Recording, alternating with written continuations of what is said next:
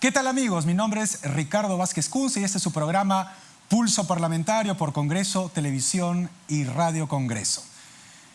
¿Viajará o no el presidente a Estados Unidos y al Vaticano? ¿Le dará o no la autorización el Congreso? ¿El Congreso es responsable de la huelga del SUTEP? ¿El presidente está mentalmente ausente? Son varias interrogantes, entre otras, que responderá hoy día nuestro invitado, el congresista Héctor Becerril, de Fuerza Popular y vocero alterno de esa bancada. Con la entrevista regresamos después de la pausa.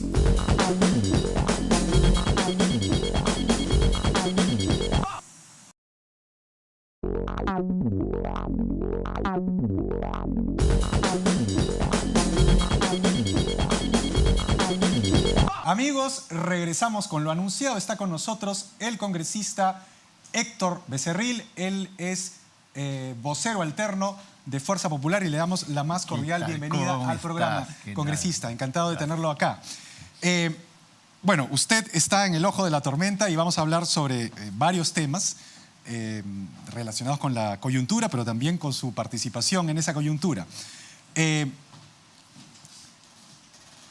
La semana pasada, últimos días de la semana pasada, se realizó un pleno donde hubo un debate, ¿no es cierto? Como siempre son los debates un poco acalorados, y se estaba debatiendo la autorización que por, digamos, mandato constitucional el presidente tiene que solicitar para viajar al extranjero.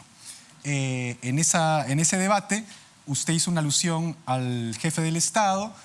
Al parecer esa alusión no gustó, digamos, a los miembros del partido oficialista.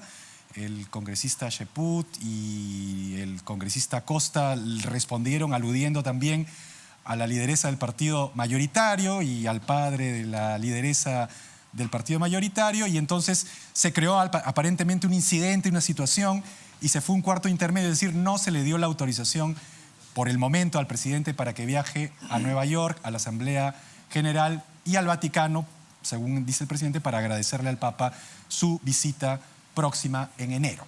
¿Qué sabor le deja esto y cómo lo toma usted? Porque prácticamente la oposición lo está acusando a usted, la oposición no, el oficialismo lo está acusando a usted de haber petardeado el viaje del presidente de la República al extranjero.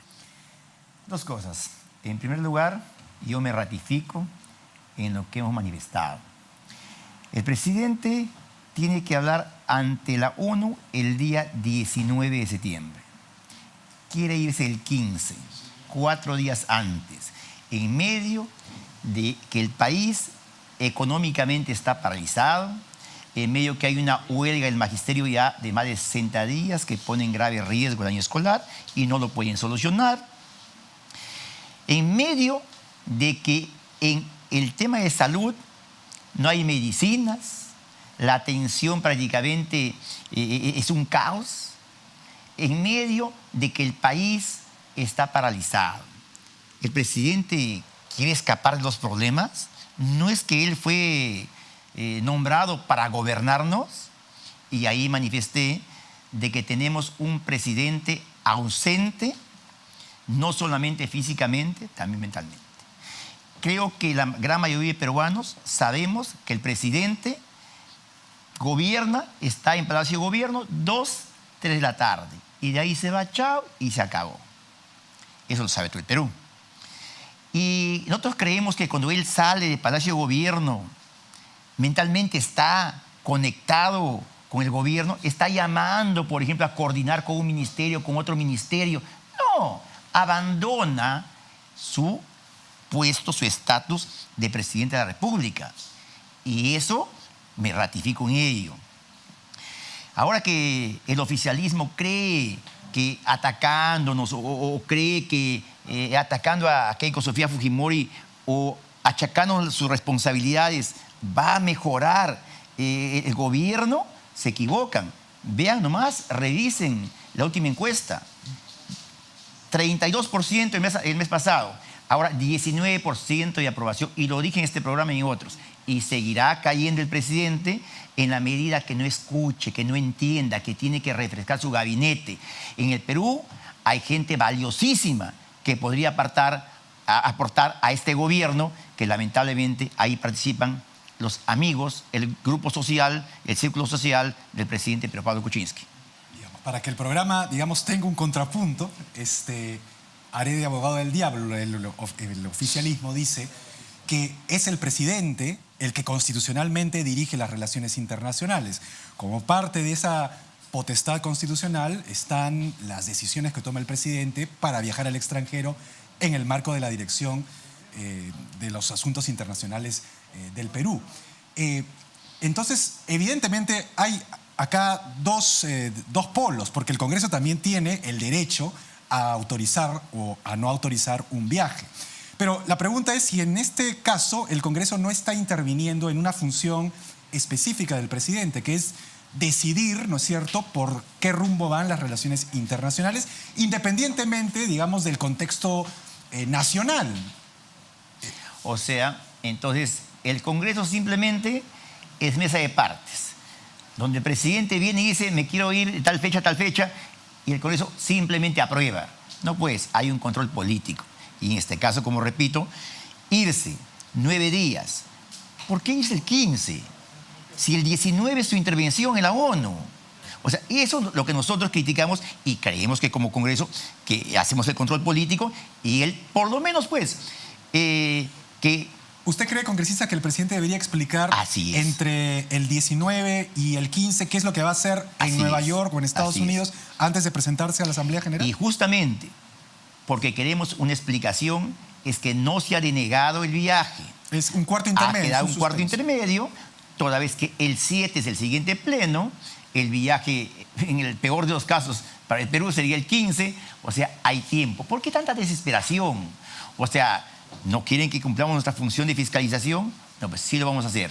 Y el presidente tiene la obligación, mientras dure ese cuarto intermedio, de explicar qué va a hacer los días previos al día central para el cual ha sido invitado. ¿Ese es el punto central para que se le autorice el viaje, según usted? Sí, yo creo que sí, que él tiene que explicar por qué va con tantos días de anticipación. Congresista, estábamos al principio comentando que, digamos, usted había sido fruto de varios ataques como centro de atención. Uno de los que acabamos de referir es el asunto del viaje al presidente. Pero también, digamos, durante la semana anterior, usted, digamos, fue señalado por el congresista Jorge del Castillo, del partido aprista, como el responsable de que la huelga del SUTEP continúe. Entonces, eso, digamos, con base a que Fuerza Popular, como grupo parlamentario, ¿no es cierto?, no participó en esta especie de negociación mediadora entre la ministra de Educación y el señor Pedro Castillo, que es el dirigente radical, digamos, del magisterio, ¿no?, que todavía está en huelga. A mí me deja una sensación un tanto particular, que es que tanto usted como el congresista del Castillo, de alguna manera se señalen como los responsables de no haber puesto fin a la huelga, cuando la verdad es que los dos son congresistas y los dos no tienen nada que hacer con la huelga. La tiene que hacer con la huelga el gobierno a cargo de la señora Martens, que es la ministra de Educación. Entonces, como que de alguna manera, por una especie de arte de birlibirloque, el Congreso ha terminado siendo responsable de la huelga del SUTEP. ¿Usted le da esa impresión o no? Completamente de acuerdo en la parte esta. A ver, cuando él dice, ¿no?, si Fuerza Popular hubiese ido al diálogo de los maestros, la huelga ya hubiese sido levantada. Bueno, pues, o sea, ¿cómo entender esa percepción de Jorge del Castillo? O sea, ¿nosotros íbamos a solucionar? ¿O ellos, cuando fueron allá como intermediarios, fueron como veedores? ¿O ellos iban a solucionar el tema? No, por eso nosotros, entendiendo que los temas principales eran temas económicos, los 2.000 soles de sueldo, 200 millones para deuda social, aumento del presupuesto del sector, otras mejoras para los contratados, no fuimos a esa reunión, a esa conversación, porque no correspondía al Congreso. ¿Qué le corresponde al Congreso Tan en solo esa situación? la parte legislativa que ellos buscan eliminar el decreto, el artículo 23 de la carrera pública magisterial. Y ahí viene la participación de Jorge del Castillo.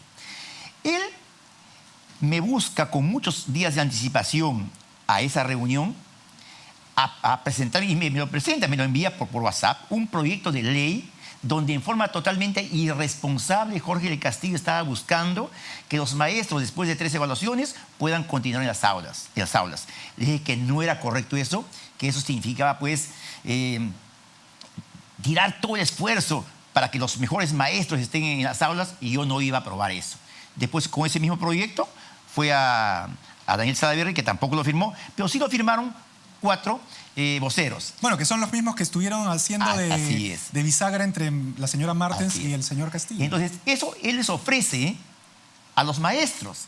Y obviamente cuando se van y no es aceptado, esas falsas expectativas que creó Jorge del Castillo se viene abajo y se rompe el diálogo.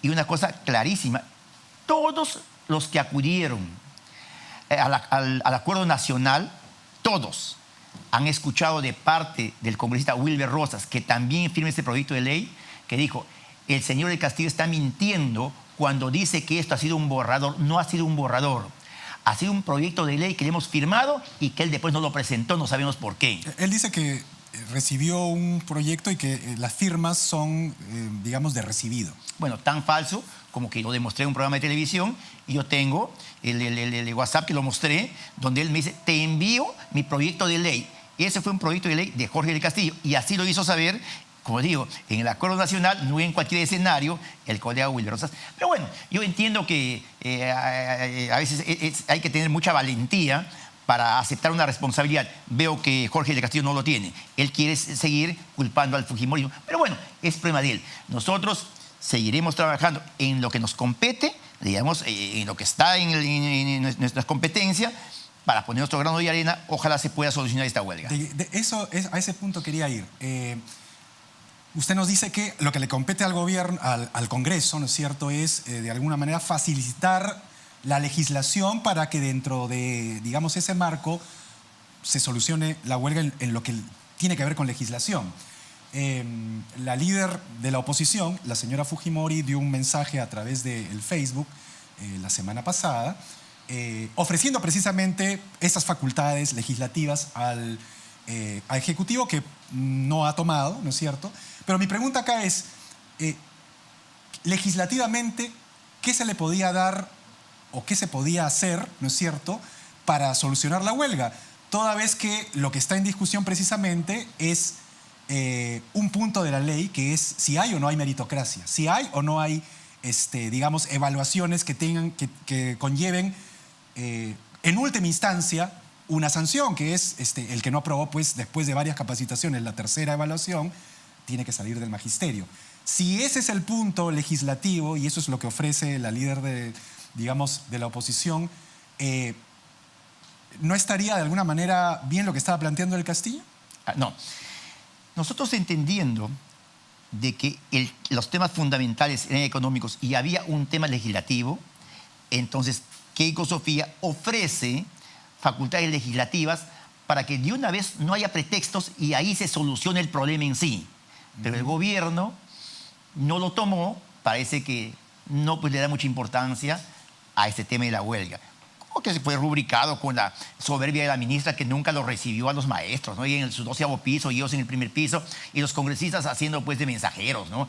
Patética esa posición, ese papel de los congresistas. Entonces, acá nosotros hemos sido claros. Primero, los maestros querían derogatoria de la Ley General de Educación y la carrera pública magisterial. Obviamente que nosotros no vamos a aceptar eso porque no es correcto. Hablan de la evaluación. ¿Están de acuerdo con la evaluación? Claro, están de acuerdo con la evaluación, y nosotros también estamos de acuerdo con la evaluación, previa capacitación. Pero lo que los maestros no están de acuerdo es con las consecuencias que trae la evaluación. Entonces, ahí, por ejemplo, yo he leído, he estudiado cómo es la evaluación del desempeño en clase del maestro. Y en las rúbricas, que son los ítems de cómo se evalúa, hay cosas que modificar. Por ejemplo, al maestro le hacen responsable y por ende le quitan puntos en la evaluación si, por ejemplo, el ambiente donde reciben sus clases no tienen la suficiente iluminación, la suficiente aireación.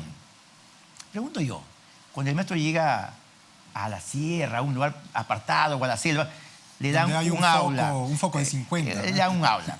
Es más, que no tiene ventanas, qué sé yo, oscuro. El maestro de su dinero, de lo poquísimo que gana, va a poner una ventana, va a agrandar la puerta. Es una locura, eso no tiene que ir. También dice de que es responsable de la seguridad.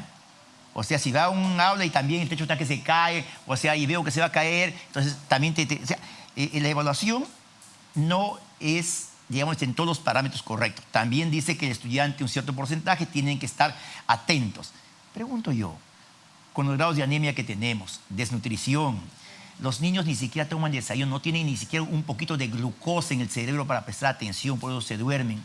¿Es responsabilidad del maestro? Entonces, ahí yo creo que sí se podría cambiar, se debería cambiar algunos términos, algunos criterios de evaluación. Y ahí podríamos entrar a tallar. Pero hay otros criterios que son perfectamente bien y eso tiene que mantenerse. Lo que usted está mencionando, que digamos se puede modificar, ¿implica, digamos, facultades legislativas? O sea, ¿tienen que ver, digamos, con una facultad del Congreso para legislar o es algo administrativo? No. Esa es mi pregunta. A ver, el gobierno se encontraba con la encrucijada que le pedían las derogatorias de las dos leyes. Entonces, en ese sentido, le ofrecemos facultades legislativas no solamente para que vea y pueda tener la posibilidad de ver qué es lo que hacen, sino que además también era una gran oportunidad para que implementen las políticas públicas de educación de una vez, aprovechando esta coyuntura. Pero, como repito, no aceptaron eso y lo que finalmente la ministra ha hecho es cortar todo tipo de diálogo y así van a solucionar la huelga. Dicen, por ejemplo, no es el momento de interpelar. ¿Y cuándo es el momento? Cuando ya pasaron 70, 80 días y cuando se perdió el año escolar. La interpelación es para que la ministra venga y nos diga en el Congreso qué está haciendo o qué piensa hacer para que de una vez por todas el tema de la huelga se levante. Pero, congresista, la ministra va a personarse al Congreso dentro de 2 semanas todavía. Es decir, si vamos a esperar a que la huelga siga 2 semanas, yo creo que, digamos, sería un poco bizarro, por ponerlo de alguna forma, que la ministra se presente una interpelación cuando la huelga ha durado 2 semanas más de los 60 días que ya viene durando. O sea, ya no correspondería solamente una interpelación. Con este gobierno uno nunca sabe. Claro, lo lógico sería de que ya hoy día, mañana, la ministra se reúna con ellos y vea cómo soluciona el tema. Pero ¿tenemos alguna esperanza si no hay ni siquiera diálogo? Si se mantienen en sus 13, y acá había un grave problema. En primer lugar, cuando la ministra, que también hay que ser claro, también dentro de su inoperancia también le han puesto algunas camisas de fuerza. Cuando va al Cusco, tardíamente, a querer solucionar el problema, era un tema de dinero, un tema de aumento de sueldos. El MEF le dice, no cuentes con un solo sol, no te comprometas a eso, camisa de fuerza. Y luego acá cuando ya vienen las reuniones que se consigue desde acá el Congreso, yo lo recibí acá en el Congreso, hicimos una conferencia de prensa, pedimos que el gobierno lo reciba, vinieron a la ministra de la Comisión de Educación, ahí se comprometió con el Congreso en recibirlos.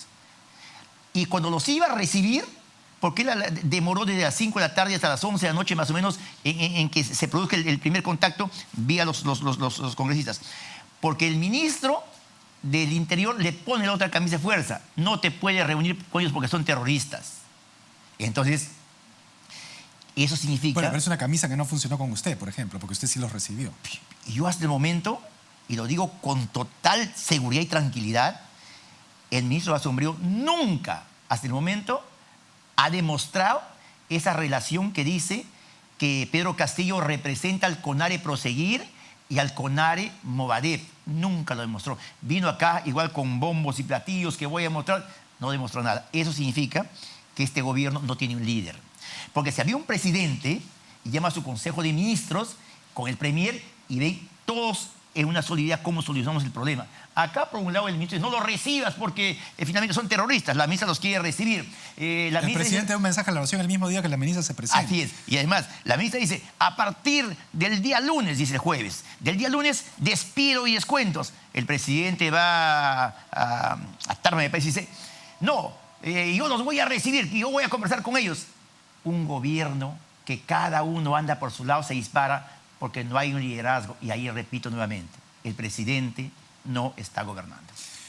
Congresista, usted mencionó la caída, digamos, en la aprobación pública del presidente a niveles dramáticos, y el presidente se ubica, según la última encuesta de GFK, en 19%. Ha perdido 13 puntos el presidente en un mes, cosa que para cualquier, digamos, analista de cualquier país del mundo es una cosa grave. Es una pérdida muy notoria. Sin embargo, el Congreso no ha perdido tanto, ha perdido 2 o 3 puntos, pero se encuentra en la misma aprobación que el presidente, según esta misma encuestadora. El presidente tiene 19% de aprobación y el Congreso también tiene 19% de aprobación. ¿Qué mensaje le suscita esto? ¿Qué ha hecho mal el Congreso, del cual usted es mayoría, para que de alguna manera la aprobación del Congreso sea la misma que la del presidente, que es baja? El Congreso, los 5 años anteriores, no pasamos del 12-13% de aprobación. Estuvimos generalmente en un 10%. Los congresos del mundo no pasan de un 15, 16, 17%. Por la función que tenemos. Entonces, cuando hablamos de un 19%, sería bueno pues que revisar hace cuántos años no teníamos esa aprobación que tuvimos con Luz Salgado en un momento de 32%.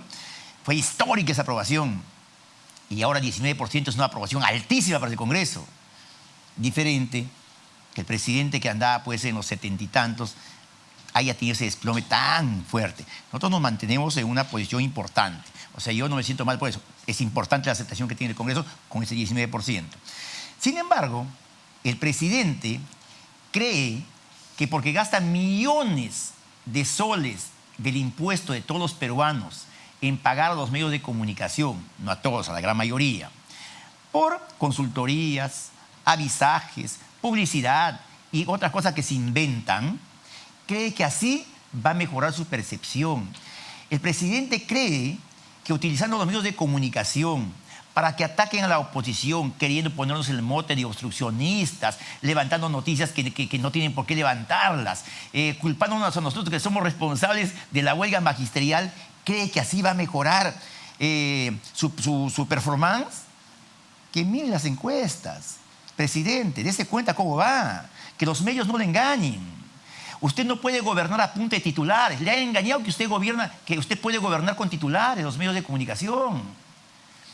Y seguirá cayendo inexorablemente por más que se compre a todos los medios de comunicación que puede comprar o que se dejan comprar. Porque el país no se gobierna así. El país se gobierna sentándose 18, 16 horas, como lo hacían otros presidentes, a solucionar los grandes problemas que tenemos, y usted, presidente, no lo está haciendo. Congresista, sobre este mismo tema, el presidente dijo hace muy poco que la percepción, digamos, de la gente era que a la gente común y corriente, al pueblo llano, a Juan Pueblo, como se dice, le importaba un pito la política, que lo que le importaba era la economía.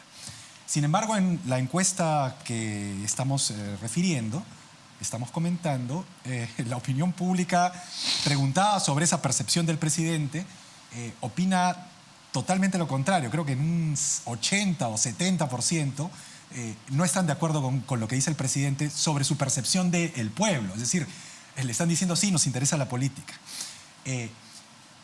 ¿A usted le parece que el termómetro del presidente, que es básico en un jefe del Estado para medir, ¿no es cierto?, el ambiente, la temperatura de cómo va el país, cómo va la opinión pública, el pueblo, está totalmente descalibrado, ¿no? Porque, digamos, le acaban de preguntar al pueblo qué opina y le dice, no, yo opino precisamente lo contrario a lo del presidente. El presidente vive en un mundo ficticio, en un mundo paralelo, en una burbuja. El presidente no logra sintonizar con el pueblo. no logra sintonizar con sus gobernados y por eso comete tantos exabruptos. La pachamanca no es peruana, el ceviche tiene origen japonés. Poniendo en el hipotético caso, que así fuese. que es cierto, el presidente de todos los peruanos te va a decir, oye, discúlpame, ¿esto no es correcto? Entonces, el presidente no tiene ni idea de cómo gobernar y sigue rodeado de aquellos opinólogos caviares que lo único que hacen es ponernos a nosotros de Fuerza Popular, digamos, tratando de culparnos de todo. Y el presidente ya, pues, bueno, estuvo bien ya, 6 meses, 7 meses, que se deje engañar por esta gente. Son personas que no tienen experiencia, solamente tienen experiencia desde un escritorio, nunca en la vida, ni los rojos, ni los caviares han podido tener éxito cuando se le pone en la cancha. Opinar es muy fácil y en eso son muy buenos. Yo creo que, sinceramente, el presidente está desconectado de la realidad que pasa en el país. Tengo solamente 2 preguntas y nos queda muy poco tiempo, por lo cual le pido que sea sucinto, congresista. Ya, hemos hecho una crítica, ¿no es cierto?, sobre la actual situación y una crítica también a la manera de gobernar del jefe del Estado.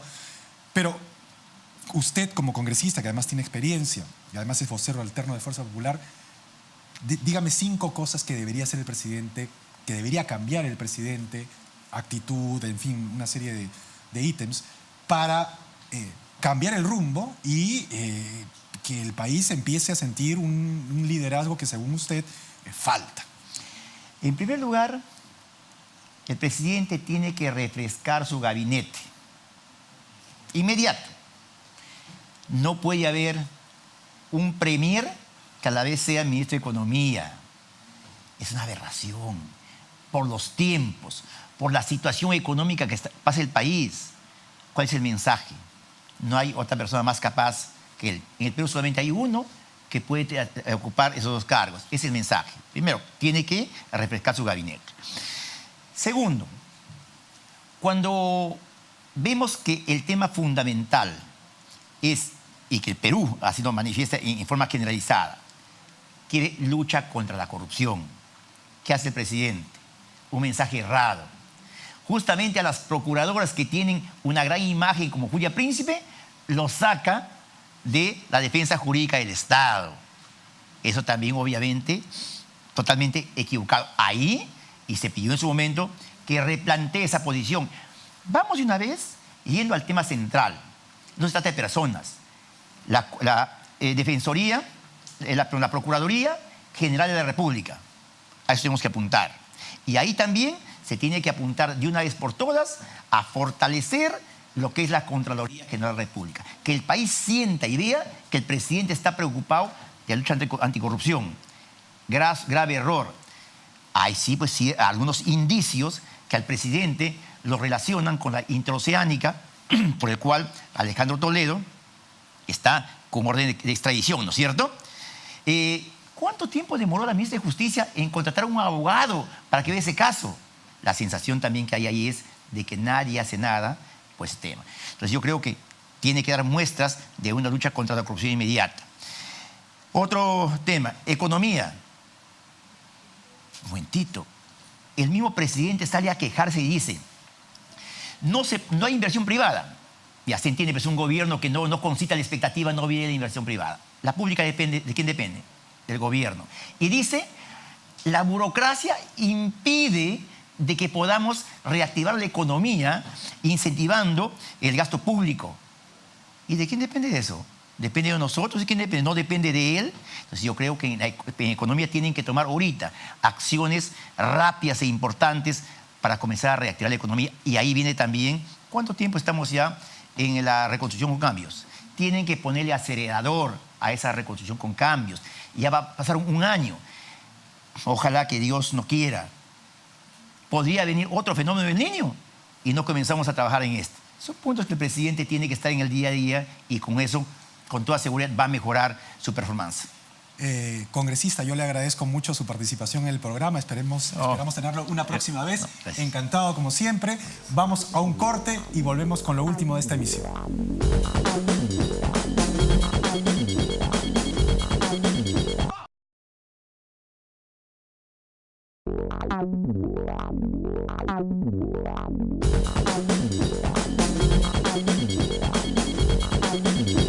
amigos, no hay tiempo para más. Muchas gracias a todos los amigos que nos han seguido en las redes sociales. Y conmigo será hasta una próxima edición de Pulso Parlamentario por Congreso Televisión y Radio Congreso.